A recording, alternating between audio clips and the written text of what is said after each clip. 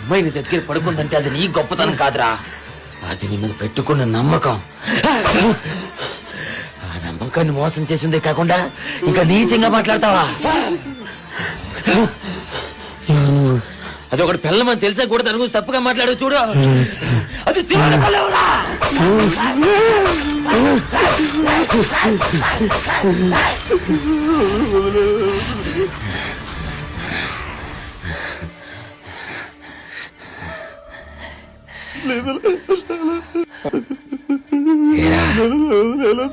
ఇంకా జడ్న కొడుకులా కనిపిస్తున్నానా?